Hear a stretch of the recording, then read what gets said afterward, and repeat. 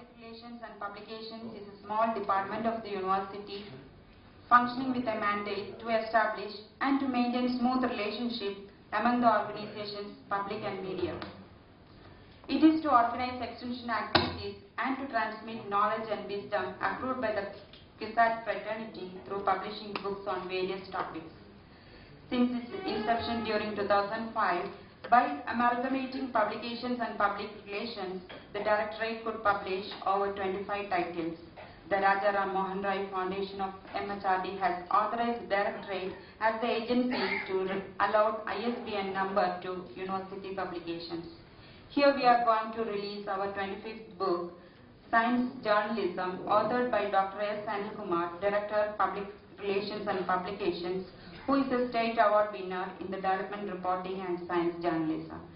Dear friends, with blessings of all of you, may I request all the dignitaries to be seated on the dais, please.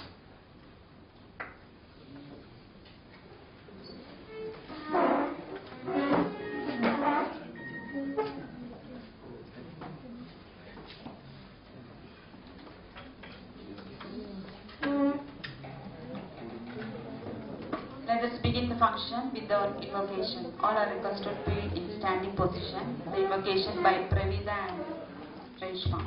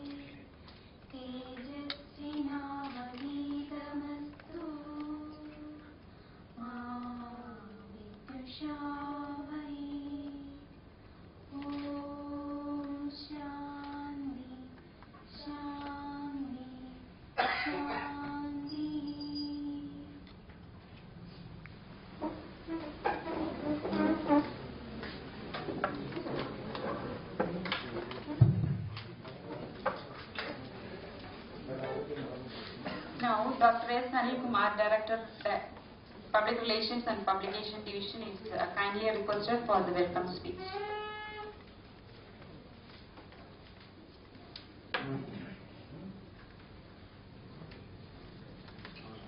ആദരണീയരായ അതിഥികളെ, ബഹുമാനപ്പെട്ട സുഹൃത്തുക്കളെ, നിങ്ങൾക്കെല്ലാവർക്കും എന്റെ വിനീതമായ നമസ്കാരം. ഈ സർവകലാശാലയുടെ പബ്ലിക് റിലേഷൻസ് ആൻഡ് പബ്ലിക്കേഷൻസ് ഡയറക്ടറേറ്റിനെ സംബന്ധിച്ചിടത്തോളം തികച്ചും സന്തോഷകരമായ, അതിലേറെ അഭിമാനകരമായ ഒരു നിമിഷമാണ്. അതുകൊണ്ട് തന്നെ ഇത്തരമൊരവസരത്തിൽ എന്ത് പറയണമെന്നോ എന്താണ് സംസാരിക്കേണ്ടതെന്നോ എനിക്ക് സത്യത്തിൽ നിശ്ചയില്ല. പക്ഷേ ഈ ഒരു സങ്കല്പത്തോടുകൂടി സർവകലാശാലയ്ക്ക്, സർവകലാശാലയുടെ അധ്യാപകരും അനധ്യാപകരുമായ ബുദ്ധിജീവി മണ്ഡലത്തിൽ വ്യാപരിക്കുന്ന വ്യക്തികൾ സമ്മാനിച്ച അറിവുകൾ പുസ്തകങ്ങളുടെ രൂപത്തിൽ അവതരിപ്പിക്കാനുള്ള ആശയം 2005 ആരംഭിക്കുമ്പോൾ ഒരു പബ്ലിക് റിലേഷൻസ് വിഭാഗം മാത്രമാണ് ഇവിടെ ഉണ്ടായിരുന്നത്. മറ്റ് സർവകലാശാലകളുടെ മാതൃകയിൽ പബ്ലിക്കേഷൻസ് വിഭാഗം കൂടി ചേർത്തുകൊണ്ട് പബ്ലിക്കേഷൻ ആൻഡ് പബ്ലിക് റിലേഷൻസ് ഇവിടെ സർവകലാശാല ആരംഭിക്കുകയും അതൊരു ഡയറക്ടറേറ്റായി മാറുകയും അന്നു മുതൽ പരിമിതമായ സാഹചര്യങ്ങളും പരിമിതമായ അർത്ഥവും പരിമിതമായ ആളും ഉപയോഗിച്ച് ഘട്ടം ഘട്ടമായി കഴിയുന്നത്ര ഗ്രന്ഥങ്ങൾ പ്രകാശനം ചെയ്യുകയുമാണ് ഉണ്ടായിരുന്നത്. ഈ സർവകലാശാലയുടെ പബ്ലിക്കേഷൻസ് വിഭാഗത്തിന്റെ തുടക്കം അങ്ങനെയാണ്. അങ്ങനെ കഴിഞ്ഞുപോയ 4 വർഷങ്ങളിലൂടെ ഞങ്ങൾക്ക് ഏതാണ്ട് 25 പുസ്തകങ്ങൾ പ്രകാശിപ്പിക്കുവാൻ കഴിഞ്ഞു. ആ പുസ്തകങ്ങളിൽ 25ാമത്തെ പുസ്തകമാണ് നാം ഇന്നിവിടെ പ്രകാശനം ചെയ്യുന്നത്. അതിനുവേണ്ടി ബൗദ്ധിക മണ്ഡലത്തിലും ഭരണമണ്ഡലത്തിലും നയപരമായ മേഖലകളിലും സർവഥാ ആധിപത്യം പുലർത്തുന്ന ആളുകൾ ഇന്നിവിടെ എത്തിച്ചേർന്നത്. സർവകലാശാലയിൽ നേരത്തെ ഒരു സയൻസ് കമ്മ്യൂണിക്കേഷൻ ഡിവിഷൻ ഉണ്ടായിരുന്നു, ഇപ്പോഴത് പ്രവർത്തിക്കുന്നില്ല. ആ കൺസെപ്റ്റിലാണ് ആദ്യമായി ഇത്തരം ഒരു പുസ്തകത്തെ കുറിച്ചുള്ള ആലോചന ഉണ്ടായതും അത് എഴുതുവാൻ ആരംഭിച്ചത്. പക്ഷെ ഇപ്പോഴതില്ല. അതുകൊണ്ട് തന്നെ ഈ 25 പുസ്തകങ്ങൾക്ക് പുറമെ ആ സെന്റർ ആദ്യമായി ആരംഭിച്ചിരുന്ന സയൻസ് കമ്മ്യൂണിക്കേറ്റർ എന്ന ഇന്റർ ഡിസിപ്ലിനറി ജേർണലും ഇപ്പോൾ ഈ പബ്ലിക് റിലേഷൻസ് ഡയറക്ടറേറ്റ് ആണ് നിരന്തരമായി പുറത്തിറക്കിക്കൊണ്ടിരിക്കുന്നത്. ഇതിന്റെ ചരിത്രത്തെക്കുറിച്ചോ ഇതിൽ ഞങ്ങൾ അർപ്പിച്ചിരിക്കുന്ന അധ്വാനത്തെക്കുറിച്ചോ ഈ പ്രസിദ്ധീകരണങ്ങൾക്ക് പുറമെ ഞങ്ങൾ പുറത്തു കൊണ്ടുവരുന്ന യൂണിവേഴ്സിറ്റി ന്യൂസ് ലെറ്റർ തുടങ്ങിയ നിരവധി പ്രസിദ്ധീകരണങ്ങളെ കുറിച്ചോ ഒന്നും ഈ അവസരത്തിൽ സംസാരിക്കുന്നതിന് പ്രസക്തിയില്ല എന്ന് പൂർണ്ണ ബോധ്യമുള്ളതുകൊണ്ട് ഞാൻ എന്റെ പരിമിതമായ അർപ്പിതമായ ദൗത്യത്തിലേക്ക് കടക്കുകയാണ്. സ്വാഗതത്തിൽ ആദ്യമായി സ്വാഗതം ആശംസിക്കേണ്ടത് ആദരണീയനായ മോഹൻദാസ് സാർ. ആദ്യമായി ഒരു മലയാളി ഇന്ത്യയിൽ ലോകത്തിലെ 92 രാജ്യങ്ങൾ അംഗങ്ങളായുള്ള കോമൺവെൽത്ത് സർവകലാശാലകളിൽ അസോസിയേഷൻ ഓഫ് കോമൺവെൽത്ത് യൂണിവേഴ്സിറ്റീസിന്റെ അധ്യക്ഷനായി മാറിയ അഭിമാനകരമായ ചരിത്രം നമുക്ക് സമ്മാനിച്ച വ്യക്തിയാണ് Shri Mohandas. Association of Indian യൂണിവേഴ്സിറ്റീസിന്റെ അധ്യക്ഷൻ എന്ന നിലയിൽ കേരളത്തിൽ ഒരുപാട് പ്രത്യേകതകളുമായി ആരംഭിച്ച ചികിത്സാ ഗവേഷണ സ്ഥാപനമായ ശ്രീചിത്രയ്ക്ക് ഇന്ന് കാണുന്ന ഊടും പാവും പാകി അതിനെ ഒരു ശക്തമായ ഗവേഷണ സ്ഥാപനമാക്കി മാറ്റിയെടുത്ത വ്യക്തി എന്ന നിലയിൽ അതിലുമുപരിയായി കേരളത്തിലെ ജനങ്ങളുടെ പ്രതീക്ഷയായ ആരോഗ്യ സർവകലാശാലയുടെ അമരക്കാരനായി ചുമതലയേറ്റ് വ്യക്തമായ ഒരു മാർഗനിർദ്ദേശത്തിലൂടെ രൂപകൽപ്പനയിലൂടെ കേരളത്തിന് ആധുനികമായ ഒരു സർവകലാശാല സമ്മാനിക്കാനുള്ള യജ്ഞത്തിൽ ഏർപ്പെട്ടിരിക്കുന്ന വ്യക്തി, ഇങ്ങനെ ഒരു ഗവേഷകൻ, അതിലുപരി എനിക്ക് തോന്നുന്നത് അനസ്തേഷ്യ വിഭാഗത്തിൽ നിന്ന് ആരംഭിച്ച് മെഡിക്കൽ രംഗത്ത് ഇത്രയും ഉയരത്തിലെത്തുന്ന ഇംഗ്ലണ്ടിലെ FRCS ബിരുദം സമ്മാനിക്കപ്പെട്ട ഒരു വ്യക്തി ഉണ്ടെന്ന് എനിക്ക് തോന്നുന്നില്ല. ആ വ്യക്തി, അദ്ദേഹത്തിന് എന്റെ മലയാള ഭാഷയിലെ വിശേഷണങ്ങളിൽ ഒതുങ്ങാത്ത ഒരു വ്യക്തിത്വമാണ്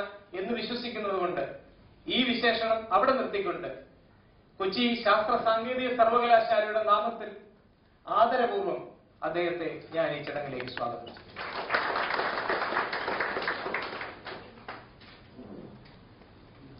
അടുത്തത് നമ്മുടെ പ്രിയപ്പെട്ട വൈസ് ചാൻസലറാണ് ശ്രീ രാമചന്ദ്രൻ തെക്കേട്. യാതൊരു പരിചയപ്പെടുത്തലുകളും അദ്ദേഹത്തിന് ആവശ്യമില്ല ഇങ്ങനെ ഒരു സദസ്സിൽ എന്നെനിക്കറിയാം. ലേസറിലെ ഗവേഷണത്തിന് ശേഷം അക്കാഡമിക് രംഗത്തേക്കാൾ ഉപരിയായി അപ്ലൈഡ് രംഗത്ത് തന്റെ മികവ് പ്രദർശിപ്പിച്ച അന്തർദേശീയ പ്രസിദ്ധനായ ഒരു ടെക്നോക്രാറ്റ് എന്ന നിലയിൽ സർവകലാശാല കമ്മ്യൂണിറ്റിയിൽ ഒരു സാധാരണക്കാരനെ പോലെ എല്ലാവരോടും ഇടപെടുന്ന ഒരു വ്യക്തി എന്ന നിലയിൽ, മികച്ച ഒരു ഗവേഷകൻ എന്ന നിലയിൽ എല്ലാം പ്രസിദ്ധനായ, നമുക്ക് പരിചിതനായ, നമുക്ക് പ്രിയപ്പെട്ട ബഹുമാനപ്പെട്ട രാമചന്ദ്രൻ സാറിനെ സാദരം ഞാൻ ക്ഷണിക്കും.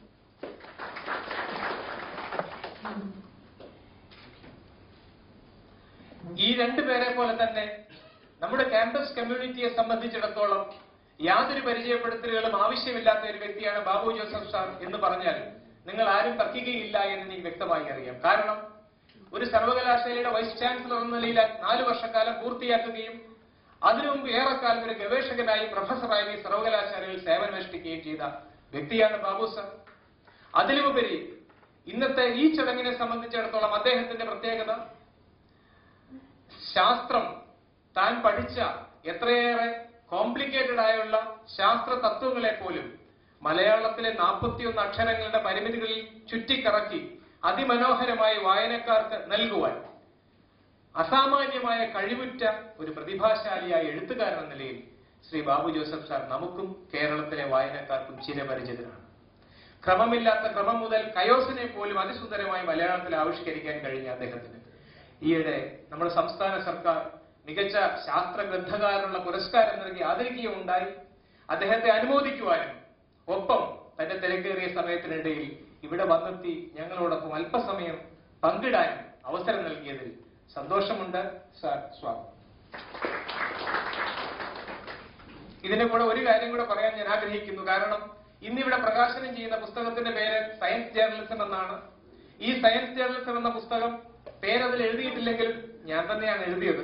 അപ്പോ അത് ശരിക്കും ഒരു ജേർണലിസ്റ്റുകൾക്ക് വേണ്ടിയുള്ളത് എന്നതിലുപരിയായി ഒരുപാട് ശാസ്ത്രജ്ഞന്മാർ പല പ്രാവശ്യമായി പറയുകയും ശാസ്ത്ര സാങ്കേതിക വിഷയങ്ങൾ കൈകാര്യം ചെയ്യുന്ന ശാസ്ത്ര സ്ഥാപനങ്ങളിൽ ജോലിയെടുക്കുന്ന വ്യക്തികളെ സംബന്ധിച്ചിടത്തോളം public relations, information, house journal, ഇങ്ങനെ 100 കാര്യങ്ങൾ നമ്മൾ ഈ ജേണലുകളിലെ ലേഖനങ്ങളല്ല ഉദ്ദേശിക്കുന്നത്, മറിച്ച് അങ്ങനെ ചെയ്യുന്ന ആളുകൾക്ക് ഒരു കൈപുസ്തകം എന്ന നിലയിൽ ഒരു വഴികാട്ടിയായുള്ള ഒരു പുസ്തകമാണ് ഇന്ന് ഈ സയൻസ് ജേർണലിസം ഇവിടെ പ്രകാശനം ചെയ്യുമ്പോൾ പുറത്തു വരുന്നത്. ഇത്തരം പുസ്തകങ്ങൾ എഴുതാൻ സത്യത്തിൽ ഇവിടെ പബ്ലിക് റിലേഷൻസിൽ ജോയിൻ ചെയ്ത നാൾ മുതൽ എനിക്ക് ഏറ്റവും കൂടുതൽ പ്രചോദനം നൽകിയ വ്യക്തി കൂടിയാണ് ബാബു ജോസഫ് സാർ എന്ന് ഓർമ്മിക്കാൻ കൂടി ഞാൻ ഈ അവസരം വിനിയോഗിക്കുകയാണ്. നമ്മുടെ ബഹുമാനപ്പെട്ട പ്രോ വൈസ് ചാൻസലർ ഗോഡ്ഫ്രേ സാറിനെ കുറിച്ച് പ്രത്യേകിച്ച് ഒരു പരിചയപ്പെടുത്തൽ ഈ പറഞ്ഞ പോലെ ആവശ്യം. എല്ലാവരും നമുക്ക് പരിചയമുള്ള ആളുകൾ തന്നെയാണ്. കേരളത്തിലെ സാധാരണക്കാരെ സംബന്ധിച്ചിടത്തോളം ഒരു പ്രഹേളികയായി കണ്ടിരുന്ന വർണ്ണമഴകളുടെ രഹസ്യത്തിലേക്ക് മറ്റൊരു ശാസ്ത്രജ്ഞന്മാരും കടക്കാതിരുന്ന ഒരു കാലഘട്ടത്തിൽ കടന്നു ചെല്ലുകയും DNA തന്മാത്ര ശേഷിച്ചിട്ടില്ലാത്ത ജീവരൂപങ്ങളാണ് ഈ മഴയിലൂടെ നമ്മുടെ നാട്ടിലേക്ക് കടന്നു വന്നതെന്ന് കണ്ടുപിടിക്കുകയും അതിനെക്കുറിച്ചുള്ള നിരവധി ഗവേഷണങ്ങളിലൂടെ ഇവൻ BBC പോലും അംഗീകരിക്കുകയും ഇപ്പോൾ നേച്ചറിൽ പോലും അദ്ദേഹത്തിന്റെ പ്രബന്ധം വരാൻ പോവുകയും അങ്ങനെ ഒരു പക്ഷേ നമ്മുടെ ഭൂമിക്ക് പുറത്തുള്ള ജീവികളെ കുറിച്ചുള്ള രഹസ്യത്തിന്റെ ആദ്യപടി നമുക്ക് തുറന്നു തരുന്ന ശാസ്ത്രജ്ഞനായി ഭാവിയിൽ മാറിയേക്കാവുന്ന ഒരു വ്യക്തിയാണ് ശ്രീ ഗോഡ്ഫ്രേ സാർ എന്ന് നിങ്ങൾക്ക് അത്ര പേർക്ക് അറിയാമെന്ന് എനിക്കറിയില്ല. എങ്കിലും ആ കാര്യങ്ങളൊക്കെ അതിസുന്ദരമായി വിശദീകരിക്കാനുള്ള കഴിവുള്ള ഒരു ശാസ്ത്ര കമ്മ്യൂണിക്കേറ്റർ കൂടിയാണ് അദ്ദേഹം. ശ്രീ ഗോഡ്ഫ്രേ സാറിന് സന്തോഷപൂർവ്വം ഞാൻ സ്വാഗതം.